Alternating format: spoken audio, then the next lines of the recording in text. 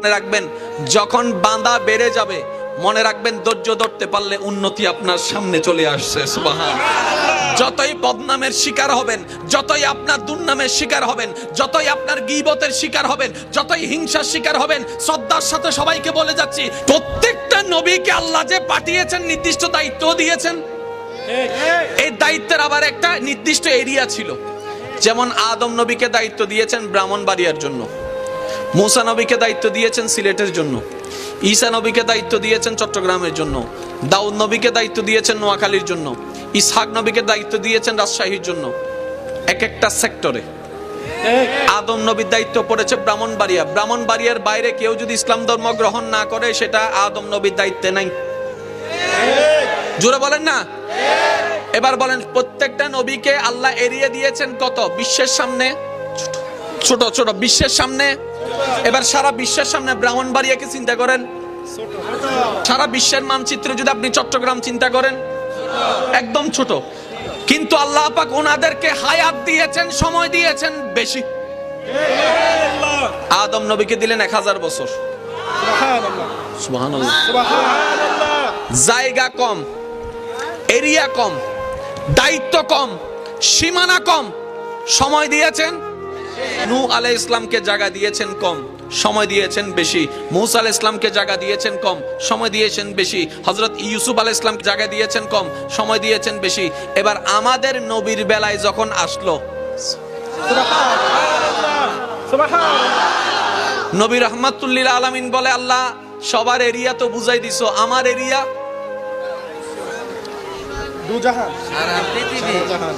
সারা জাহান। বলেন সারা জাহান। সারা জাহান কয় আল্লাহ বলে হ্যাঁ। তাহলে ওনার যদি চট্টগ্রাম পায় 1000 বছর পায়, আমারও তো দিবা নিশ্চয় 10-20 কোটি বছর। কয় না, আপনার সময় মাত্র 63 বছর।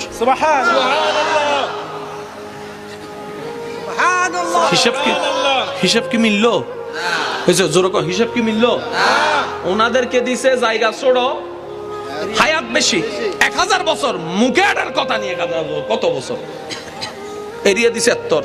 আমাদের নবীকে আল্লাহ বলতেছে আপনার এরিয়া পুরাটা, আসমানেও, জমিনেও, জান্নাতেও, লৌহেও, কলমেও, সিদরাতুল মুনতাহাও, সব জায়গায় আপনার দায়িত্ব।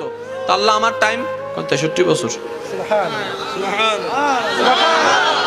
और जोर से कहो यार सुबहान अल्लाह, जरा प्यार से बोलो ना सुबहान अल्लाह। আচ্ছা বলেন, প্রচারের জন্য কিছু মাধ্যমের দরকার আছে না নাই? যেমন এখন প্রচার করা সহজ, এই ইউটিউব আছে, ফেসবুক আছে, মোবাইল আছে, এই আছে সেই আছে। নবীর আমলে কিচ্ছু ছিল? নবীকে সময় দিয়েছেন। এই চ্যালেঞ্জটা দেখেন ভাইয়া, নবীকে সময় দিয়েছেন আল্লাহ কত বছর? 63 বছর। এবারে নবী রাহমাতুল লিল আলামিন দুনিয়াতে আসলেন 1 বছর, বুঝার জন্য বলছি 1 বছর। নবী বলে যে আল্লাহ শুরু করি, আল্লাহ পাক বলে যে না, এখন না। নবীর বয়স 5 বছর, আল্লাহ শুরু করি, এখন না। আল্লাহ 25 বছর, এখন শুরু করি। যত বয়স বাড়ে 63 থেকে কমে, যত বয়স বাড়ে 63 থেকে কমে, যত বয়স বাড়ে 63 থেকে কমে। এবার নবীজির বয়স, আপনার আমার নবীর বয়স যখন 35, নবী বলে আল্লাহ শুরু করি। আল্লাহ 63 থেকে তো 35 শেষ, অল্প বাকি আছে, অল্প বাকি আছে, এত বড় এরিয়া। রব বলেন আপনি টেনশন করেন না, আমি আছি তো আপনার, কেন এত টেনশন? হাই হাই হাই, আরেকটু জোরে। এবার নবীজির বয়স মোবারক যখন 40 হলো, আল্লাহ পাক বলেন হাবিব এবার শুরু করেন, এবার শুরু করেন, এবার। আচ্ছা এই জায়গায় আপনি আমি হলে কিতা কইতাম? শুরু করতাম। 40 বছর বাকি আছে, 23 বাকি আছে। এই 23 বছরে কি আমি আরবে থাকতাম নাকি আজমে যাইয়াম? নবী তা বলে নাই, নবী তা বলে নাই। নবী আল্লাহর হুকুম যাহা তাহাই শুরু করলেন। জগৎ জিজ্ঞেস করে, ও নবী রাহমাতুল লিল আলামিন, এই অল্প সময় কিভাবে কি করবেন?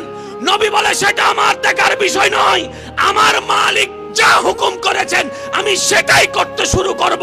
আমার কাজ করে যাওয়া, পৌঁছায় দেওয়ার দায়িত্ব আমার রবের। আল্লাহু আকবার। নারী রিসালাত আল্লামা মুফতি সৈয়দ মুকাররম বারী সাহেব জিন্দাবাদ, জিন্দাবাদ। আমি কি বানায় বানায় কিছু বলতেছি? এবার আসুন একটু একটু খেয়াল করেন ভাইয়া, মনোযোগ মনোযোগ মনোযোগ। 40 বছরে ইসলামের দাওয়াত দেওয়া শুরু, 63 বছরে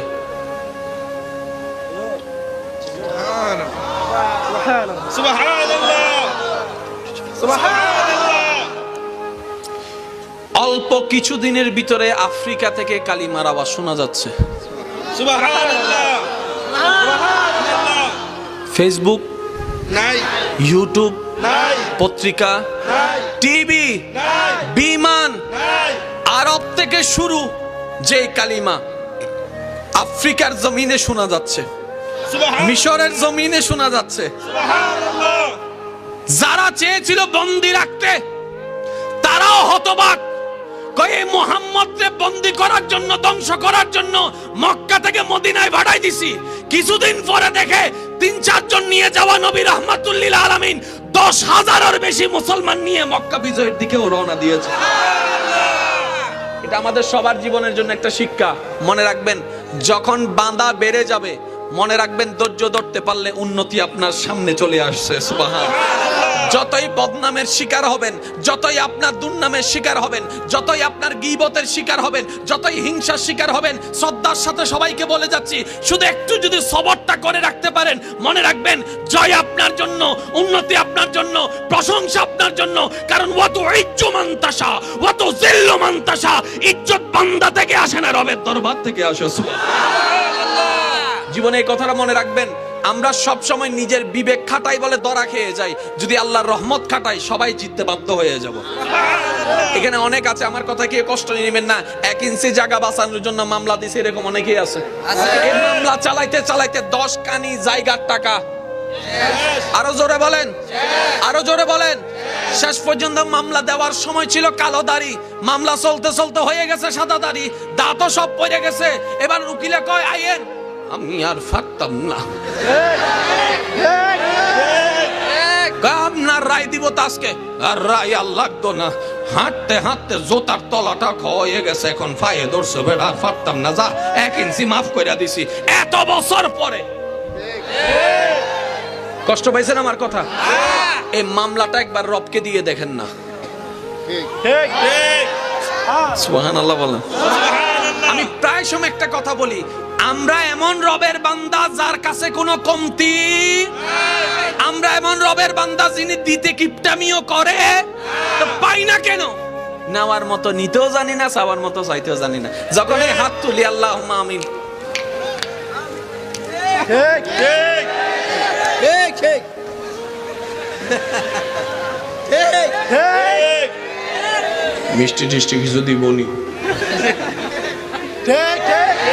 আবার চাইতেছে কেমনে করে, আল্লাহ আল্লাহুম্মা আমিন, আল্লাহ আমার এটা দাও, ওইটা দাও, ওইটা দাও, ওইটা দাও, ওইটা দাও, একটা লিস্টি কইতেছে, এটা দাও, ওইটা দাও, ওইটা দাও, ওইটা দাও, ওইটা ওইটারও বাড়ির মাইয়াটা একটু লাইন করে দাও। ঠিক, আল্লাহ কই এটা কিটা করছ তুই? আল্লাহ দোয়া করছি, আল্লাহ কই এটা দোয়া নি, এটা দোয়া নি। এইভাবে দোয়া করি, আবার 3 মাস 4 মাস পরে যখন কিচ্ছু পাই না, আবার আমরা কই এত করে চাইলাম আল্লাহর কাছে, আল্লাহ আমারে দিল না। আল্লাহ পাক বলে, বান্দারে তুই যদি চাওয়ার মতো চাইতে জানিস দিল থেকে, মুখ আওয়াজ করা লাগবে না, শুধু মন থেকে বল, আমি রব ওইখান থেকে তোর পূরণ করে দিব। সুবহানাল্লাহ। আজকে আমি আপনাদেরকে উলামায়ে কেরামের দোয়া নিয়ে একটু কথা বলতে চাই। এরকম মামলা হাজারটা আছে না নাই?